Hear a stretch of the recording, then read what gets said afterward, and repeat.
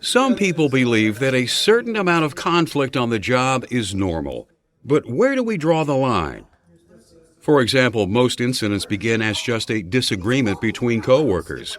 But too often the argument can escalate into insults, challenges, even threats. Bystanders often ignore these confrontations, dismissing them as personality conflicts.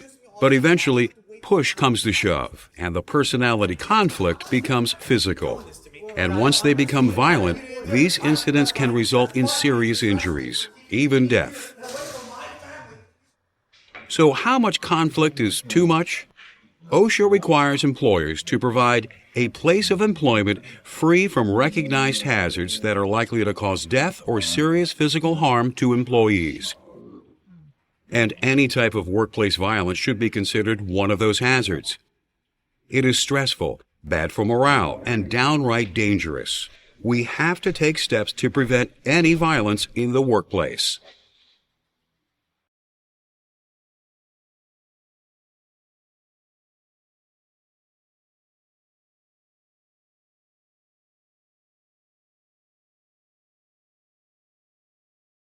When it comes to violence, the media always latches onto the headline makers, like murder. But other types of workplace violence occur far more frequently.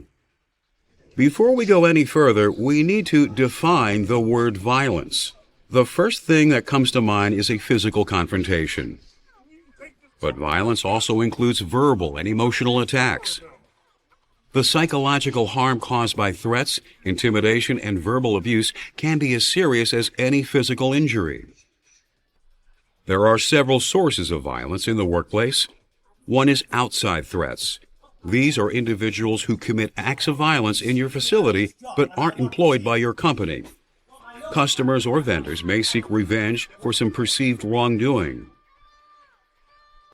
Terrorists could even target your business to set an example.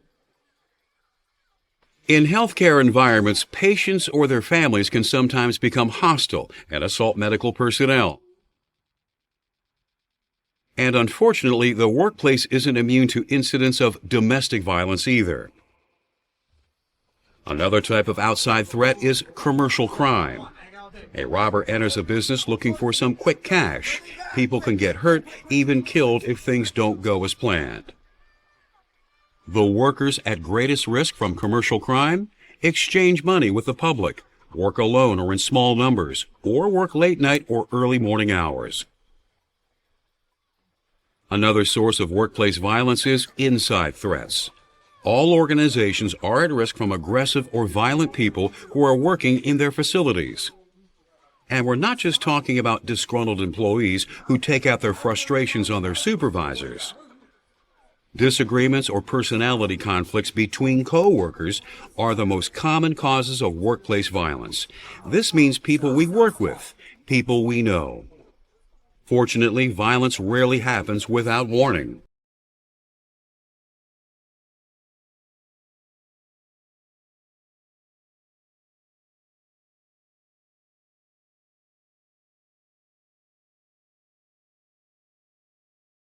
Although we can't predict when and where workplace violence will strike, there are usually warning signs, red flags, that tell us to proceed with caution. A coworker may suddenly become irritable and prone to emotional outbursts or mood swings, or they may get defensive and overreact to comments or criticism. Both of these are warning signs of potential violence. An individual may also start complaining frequently or blame others for their problems. They may talk about getting back at someone or be fascinated by other incidents of violence. These can be warning signs as well. Other red flags include being late or absent more often than usual or disappearing during the workday. These can be indications that someone may be having trouble coping with their problems. Or you may notice a coworker becoming careless, reckless, or having accidents on the job because they are frustrated or distracted. Again, possible warning signs. But remember, these types of warning signs don't always indicate future violence. Everyone has bad days and may blow off a little steam now and then. What you really need to watch for is when these start to lead to aggressive or violent behavior.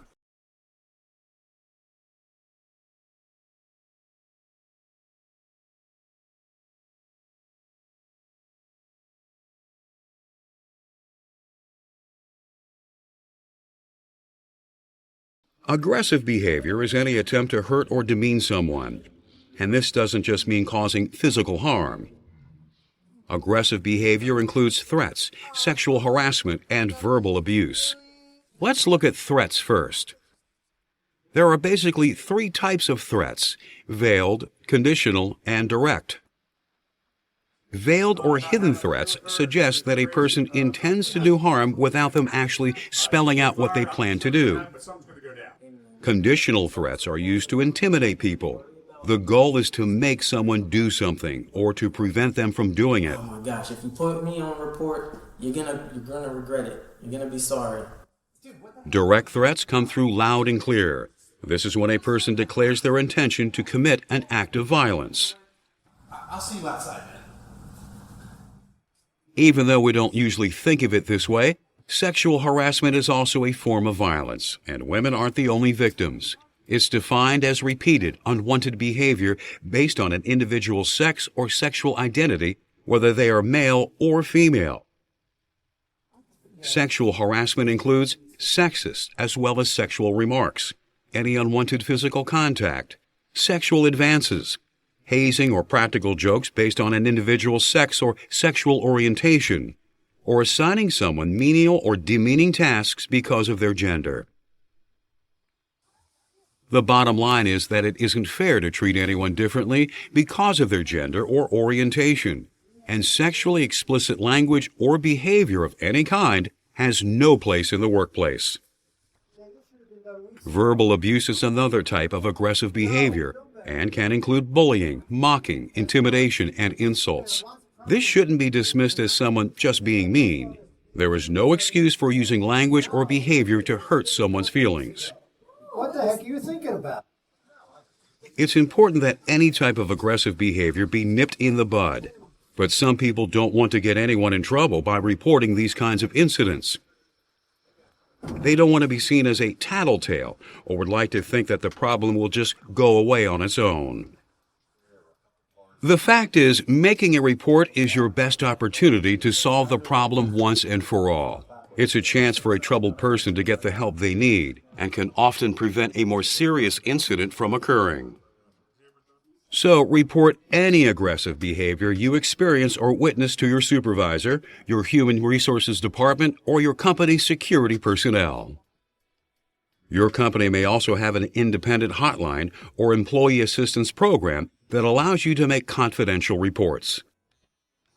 And remember, local law enforcement agencies should always be notified of incidents involving threats of violence or physical assaults. Regardless of who you report the incident to, make sure it gets documented for future reference. Another situation that you should report immediately is the presence of a weapon in your facility. Even a licensed, authorized weapon can be very dangerous. If you see one, tell your supervisor, security personnel, or an HR representative about it immediately. You should also report any unfamiliar or unauthorized people that you see. If it turns out that they have been approved to be in the facility, there's no harm done. It's better to be safe than sorry.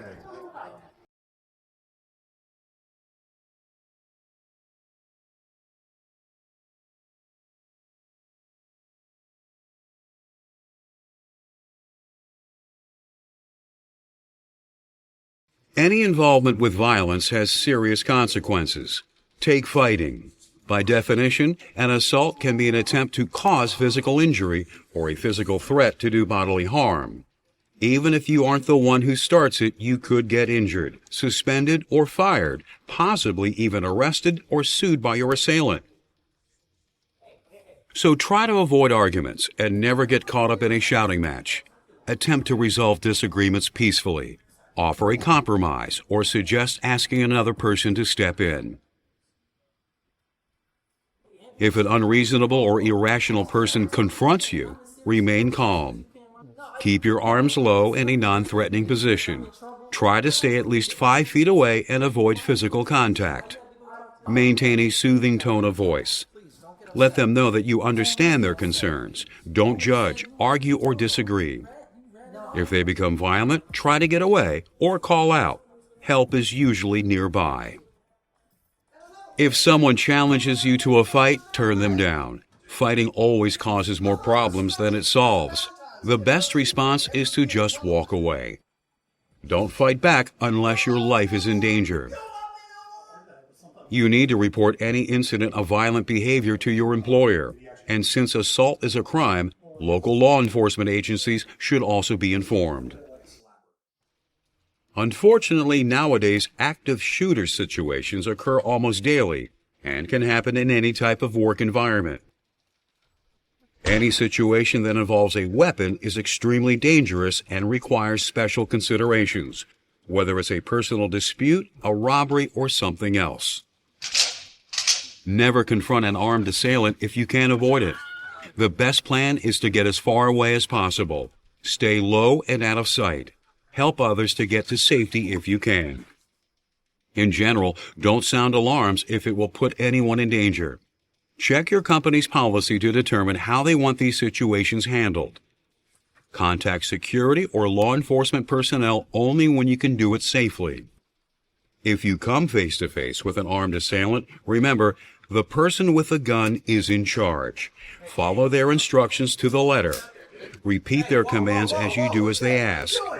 Don't make any sudden moves and keep your hands visible at all times. Never resist an armed assailant unless you feel they are going to kill you. This is the only time it's worth risking your life to fight back.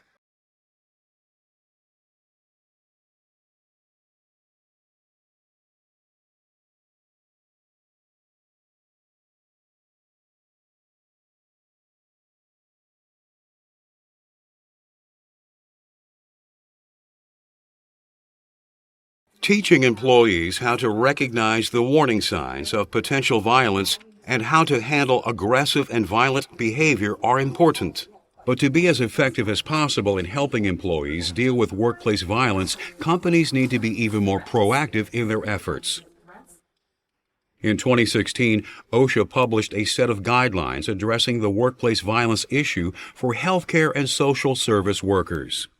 While the guidelines focus mainly on facilities such as hospitals and nursing homes, they provide a good roadmap for any type of environment. The first thing that they recommend is that a company create a written workplace violence prevention program. The program is built around 5 core elements. The first is management leadership and employee participation. Everyone in the facility needs to get behind the program and work together to help it succeed. Hazard identification and assessment is the second element and is critically important.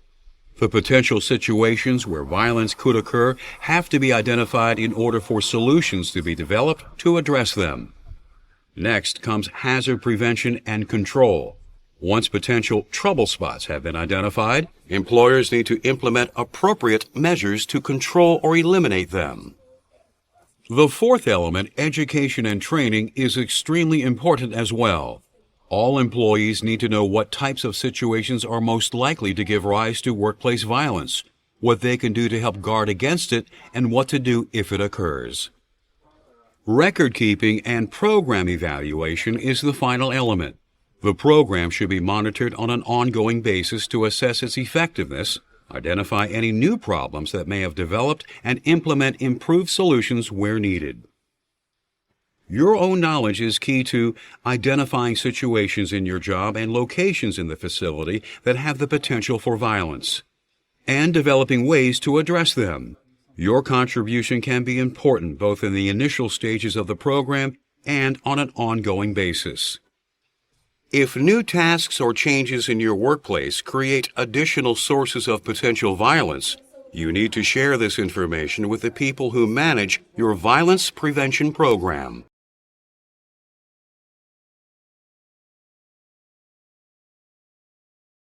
As you can see, workplace violence can have serious consequences, and the sad fact is no organization is immune. Let's recap what you can do to help prevent violence where you work. Watch for the warning signs of violence, such as mood swings, defensiveness, and acting recklessly.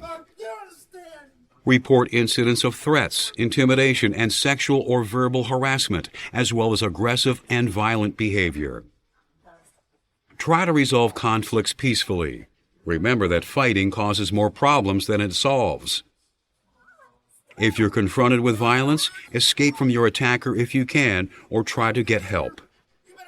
Never fight back unless you feel that your life is in danger. Be familiar with your company's workplace violence prevention program. If there isn't a program in place, see what you can do to help create one. Remember, no amount of aggressive or violent behavior is acceptable on the job. If we all work on it together, we can help to prevent workplace violence and keep ourselves and our coworkers safe every day.